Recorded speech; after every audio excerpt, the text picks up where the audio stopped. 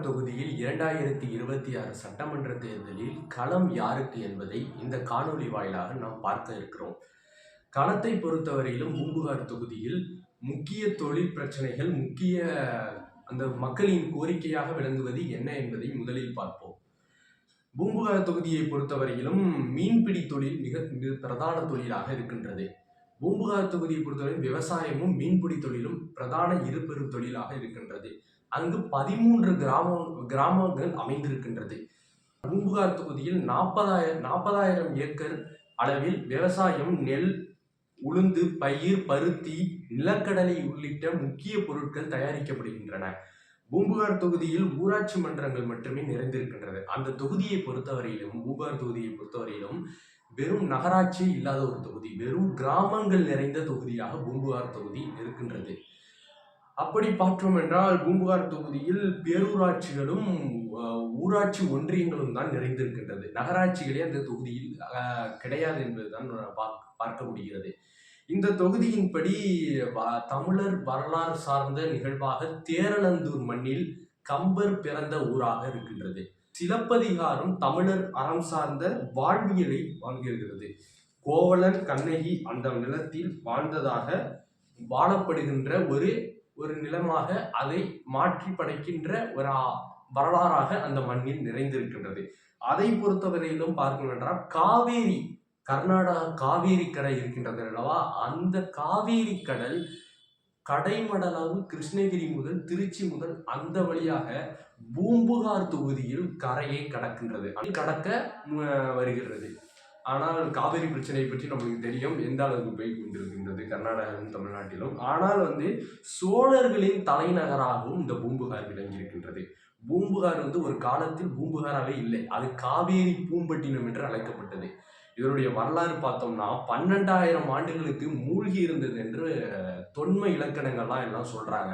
பல ஆய்வுகள்லாம் நடத்தியிருக்காங்க. ஆனால் சில ஆய்வுகள் நமக்கான தமிழ் தேசிய அரசியல் வழியில் பார்த்தோம் என்றால், ஆனால் இன்றைக்கு திராவிடம் தான் தமிழ்நாட்டை ஆளுகிறது. திராவிடம் ஆண்டாலும் அவர்கள் எந்த தொன்ம வரலாற்றையும் அவர்கள் திராவிட நாகரிகம் தான் சொல்வார்கள். என்றைக்குமே தமிழர் நாகரிகம் என்று அவர்களால் வாய் கூச அளவுக்கு சொல்ல மாட்டார்கள். அப்படி பார்த்தோம் என்றால் இந்த மண்ணில் பூம்புகாரில் காவேரி பூம்பட்டினம் என்று அழைக்கப்பட்ட பூம்புகாரில் 12,000 ஆண்டுகளுக்கு பூம்புகார் கடலில் உள்வாங்கி மூழ்கி இருந்தது என்று வரலாறு கூறப்படுகிறது. அந்த வரலாற்றின்படி பூம்புகார் இன்னமும் இருக்கின்றது. அந்த வரலாறு தொன்மங்கள் எடுத்து தமிழர் அறம் சார்ந்த ஒரு தொழிலை மேம்படுத்தும் விதமாக இந்த மக்களுக்கு இந்த தொகுதியில் என்ன செய்திருக்கிறார்கள் என்று படிப்படியா பார்த்தோம் என்றால், இங்க விவசாயம், மீன்பிடி தொழில் மிக பிரதான தொழிலாக மீன்பிடி தொழில் தான் இருக்கின்றது. விவசாயம் 28 ஏக்கர் விவசாயம் பண்றாங்க. பல்வேறு தொழில்களும் இங்கே நிறைந்திருந்தாலும் கூட அதன் சார்ந்து மீன்பிடி தொழில் 13 கிராமங்களில் மீன்பிடி தொழில் இங்கே பிரதானமாக இருக்கின்றது. அப்படி பார்த்தோம் என்றால் பூம்புகாரின் ஊராட்சி மன்றங்களை பொறுத்தவரையில் 100 ஊராட்சி மன்றங்களுக்கு மேல் இருக்கின்றது.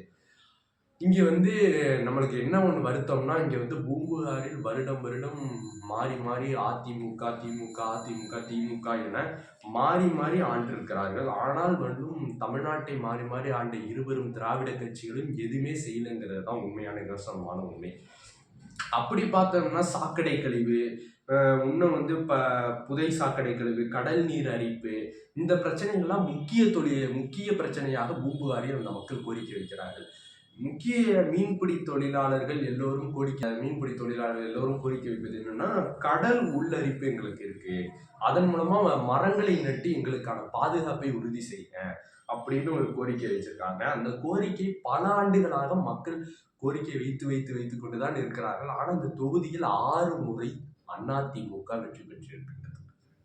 அதிமுக 6 முறையும், பாமக 1 முறையும், திமுக 3 முறையும் வெற்றி பெற்றிருக்கிறது. திமுக 3 முறை இல்ல, 2 முறை தான் வெற்றி பெற்றிருக்கு. 1 முறை இந்திய யூனியன் முஸ்லீம் லீக் இங்க வெற்றி பெறுது. இதுதான் இங்க சொல்ல வேண்டிய முக்கியமான செய்தி. 2026 தேர்தலில் இங்க யாரெல்லாம் இந்த தொகுதியில போட்டியிடுறா, கடந்த முறையை விட்டுருவோம், இந்த முறை யாரெல்லாம் போட்டியிடுறான்னு பார்த்தோம்னா, ஒரே ஒரு கட்சி மட்டும்தான் வேட்பாளரை அறிவிச்சிருக்கு தமிழ் தேசியத்தின் வழியில. தமிழ் தேசிய வழியில நாம பேசுறதால இந்த காணொலி வாயிலாக நம்ம வெளிப்படையா சொல்லுவோம்.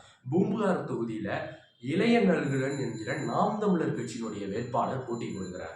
நாம் தமிழர் கட்சியும் இங்க நான்கு முனை போட்டி இருக்குது. ஒரு முறை அதிமுக, இன்னொரு முனை திமுக, இன்னொரு முனை வந்து தாவேகா புதிதாக வந்த, நான்காவது முனை வந்து உங்களுக்கு தெரியும் நாம் தமிழர் கட்சி போட்டி போடுகின்றது. தனித்து ஒவ்வொரு தேர்தலையும் களமிறங்கி தன்னுடைய வாக்கு வங்கியை நிரூபித்துக் கொண்டிருக்கின்றது. அந்த கட்சி வந்து மறுபடியும் தனித்து தேர்தலில் களமிறங்குகிறது. மக்களுக்கு ஒரே ஒரு வேண்டுகோளாக நான் சொல்வது, நாம் தமிழர் கட்சியினுடைய வேட்பாளர் கணினி பயன்பாடு அறிவியல் படித்தவர், கணினி பயன்பாடு எம்சிஏ படித்தவர். உங்களுக்கு புரிதாக சொல்லணும்னா எம்சிஏ படித்தவர், ஒரு படித்த வேட்பாளர், ஒரு பண்புள்ள வேட்பாளர், ஒரு அறிவுள்ள வேட்பாளர், ஒரு திறமையான வேட்பாளர் இந்த மண்ணில் பூம்புகாரில் உங்களுக்கு பணி செய்ய ஒரு எம்எல்ஏவாக, ஒரு சட்டமன்ற உறுப்பினராக உங்களில் ஒருவராக தேர்ந்தெடுக்க என்னென்னலாம் இந்த திட்டத்தின் வாயிலாக சொல்றாரு. இப்போ வந்து நம்ம 4 முனை போட்டு சொல்லிட்டோம். ஆனால் வந்து மற்றவங்களாம் அதிமுக இன்னும் வேட்பாளராக அறிவிக்கல, திமுக இன்னும் வேட்பாளராக அறிவிக்கல, தாவேக்காவும் இங்கே வேட்பாளர் அறிவிக்கல. ஒரே ஒரு கட்சி மட்டும் தமிழ் தேசிய வழியில் 2 மாதத்துக்கு முன்பே வேட்பாளர் அறிவித்து விட்டார். நம்ம காணொலியே லேட்டாக தான் போடுறோம், வந்து முன்னாடியே வேட்பாளர் அறிவித்து விட்டாங்க. கட்சியின் ஆட்சி மாற்றங்களை பற்றி பல்வேறு விஷயங்கள் அவர்கள் மேடையில் கொள்கை விளக்க பொதுக்கூட்டமாக பல்வேறு மேடைகள் தமிழ் தேசிய வழியில் பேசிக் கொண்டிருக்கிறார்கள். அவர்களை பொறுத்தவரையும் மாசில்லா மாநிலம், குப்பையே இருக்கக்கூடாது தமிழ்நாட்டில் அப்படின்னு சொல்றாங்க. அதை எப்படி ரீஃபைன் பண்ணுவோம்னா, நாங்கள் வந்து சுழற்சி முறையில் ரீஃபைன் பண்ணி அதை வந்து இது பண்ணிடுவோம், மூடிடுவோம், பிளாஸ்டிக்கே இருக்காது தமிழ்நாட்டில் அப்படி சொல்லும் போது, இங்கே வந்து மீன்பிடி தொழில் பிரதானமாக இருப்பதால், கடல்கள் பிரதானமாக இருப்பதால், கடலில் உள்ள கொட்டி கிடக்கின்ற எண்ணெய்களும் குப்பைகளும் இங்கே நாசமாக பல்வேறு நோய் தொற்றுக்கு மக்கள் ஆளாகி இருக்கிறார்கள். மீன்பிடி தொழில் அந்த இருந்த ஒரு கிராமம், ஒரு 13 கிராமம், ஒரு 25 கிராமம் நினைக்கிறேன். அந்த கிராமங்களில் மிக இதாக கொஞ்சம் மக்கள் கொஞ்சம் அவதிப்பட்டு கொண்டு இவ்வளோ இதாக இருக்கிறாங்க. இதை வந்து ஆளுங்கட்சியும் ஆளுது, எதிர்கட்சியா இருக்கிற அதிமுகவும் ஆண்டிருக்கு. மாறி மாறி மாறி மாறி இருவரும் திராவிட கட்சிகளும் ஆண்டு இன்று வரையும் செய்தது என்ன என்று பார்த்தா எதுவுமே இல்லை. உண்மையை சொல்லணும்னா அந்த மக்களே குற்றம் சாட்டுறாங்க. மயிலாடுதுறையில் தரங்காம்பாடியில் 1926ஆம் ஆண்டு ஆங்கிலேயர்களின் ஆட்சி காலத்தில் 1986ஆம் ஆண்டு அந்த ரயில் சேவை கொண்டு வரப்படுகிறது. 1926ஆம் ஆண்டு இந்த மக்கள் வந்து அந்த மீன்பிடி வர்த்தகத்திற்காக, அந்த மீன் தொழிலை மேம்படுத்துவதற்காக, அந்த தொழில் வளங்களை எல்லாம் விற்று தனக்கான வியாபாரமாக மாற்றி பொருளாதாரத்தை மேம்படுவதற்காக அந்த ரயில் சேவை 1926ஆம் ஆண்டு ஆங்கிலேயர்களின் ஆட்சி காலத்தில் கொண்டு வரப்படுகிறது. அந்த ரயில் சேவையை 1986இல் நிறுத்திவிட்டு இன்று வரை அதற்கான கோரிக்கையை அந்த மக்கள் அளித்து கொண்டுதான் இருக்கிறார்கள்.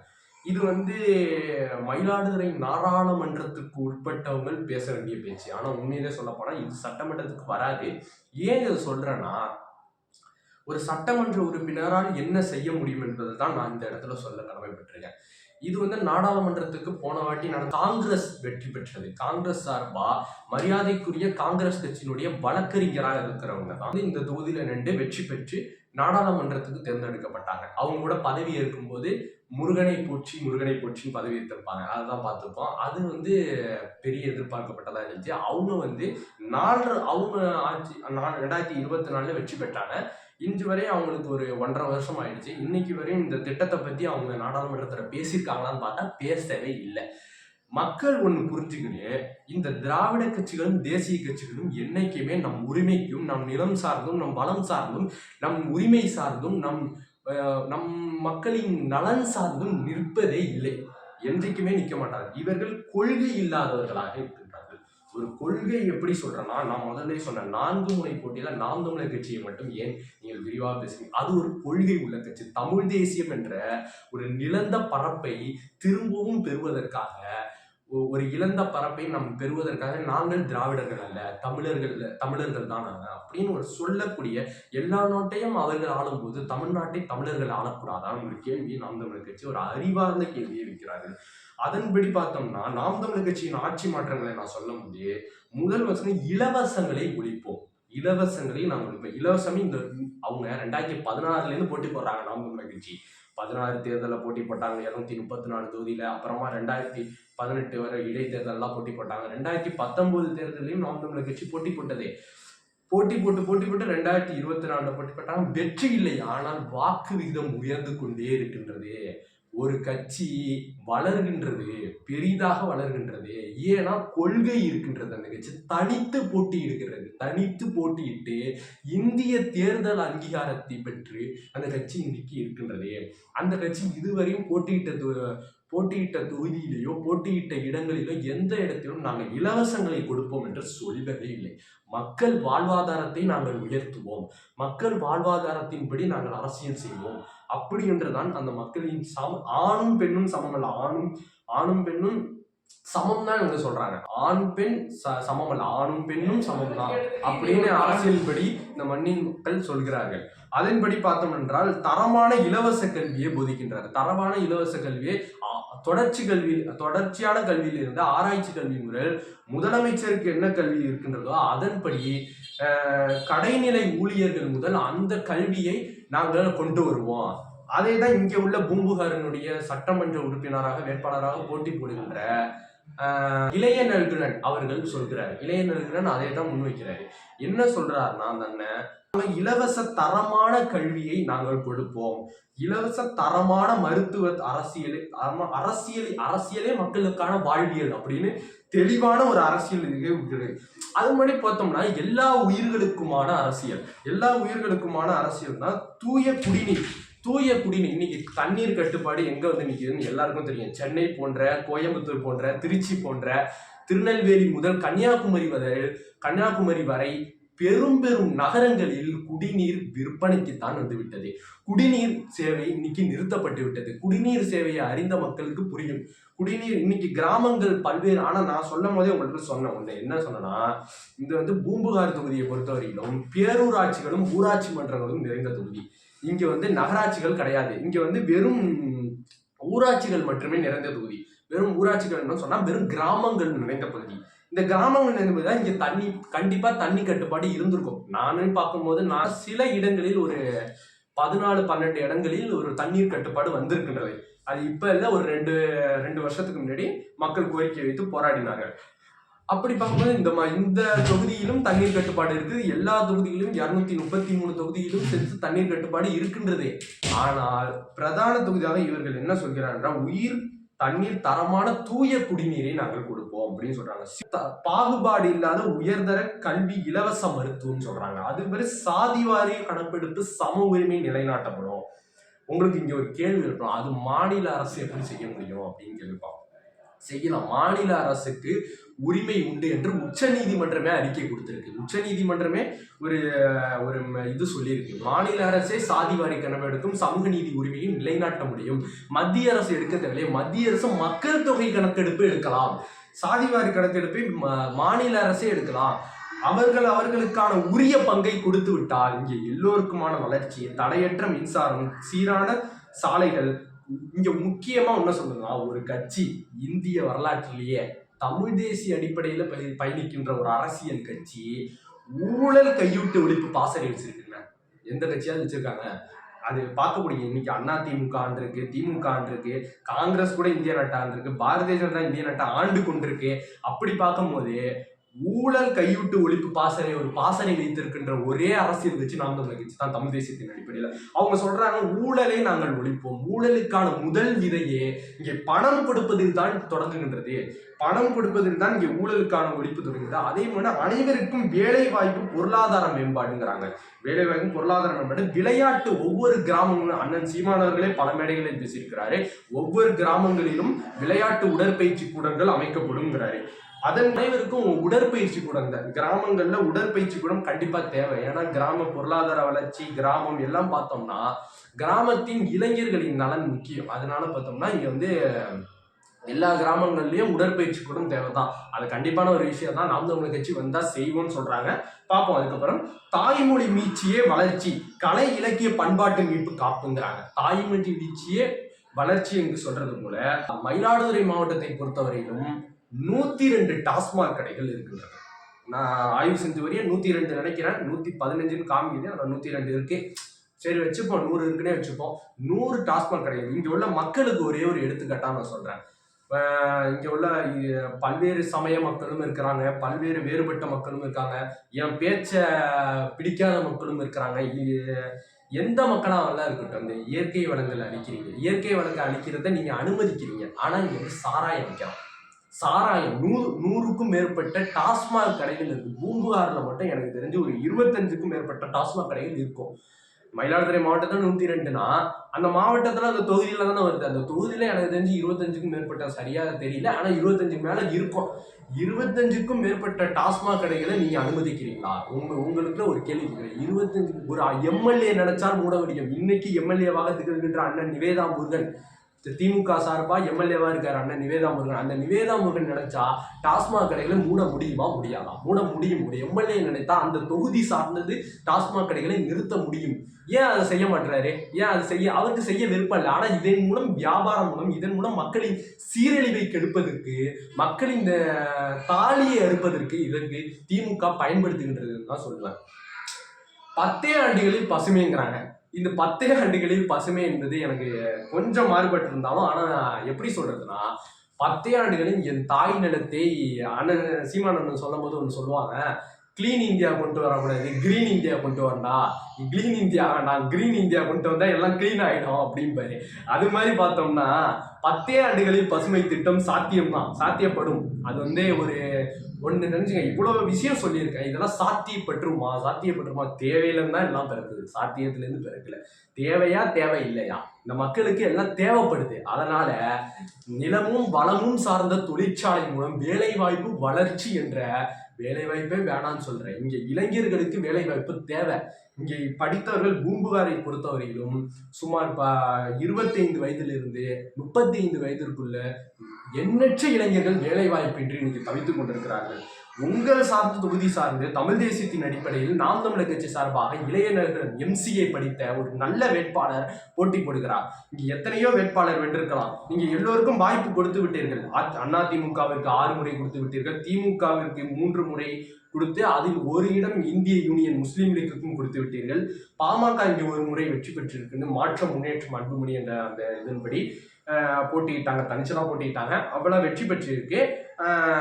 இங்க பல்வேறு வாக்குகளை குவித்திருக்கு. ஆனா வந்து நீங்க மக்கள் மாற்றத்தை விரும்புகிறார்கள்.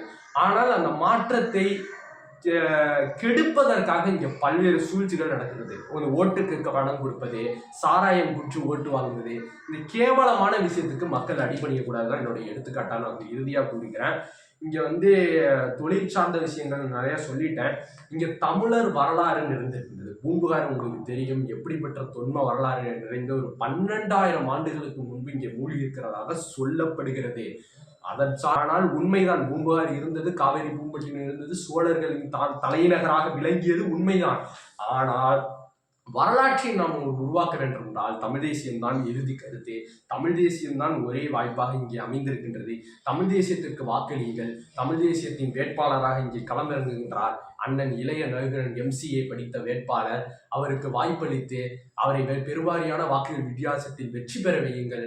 எங்களுடைய வெற்றி வாக்காக இங்கே 70,000 வாக்குகள் நிறைந்திருக்கின்றன. இங்கே வந்து 2 லட்சம் 2.5 லட்சத்துக்கும் மேற்பட்ட வாக்குகள் இருந்தாலும் கூட இங்கே பெரும்பான்மையான வாக்குகளாக 70,000 வாக்கு தான் வெற்றி வாக்காக இருக்கிறது.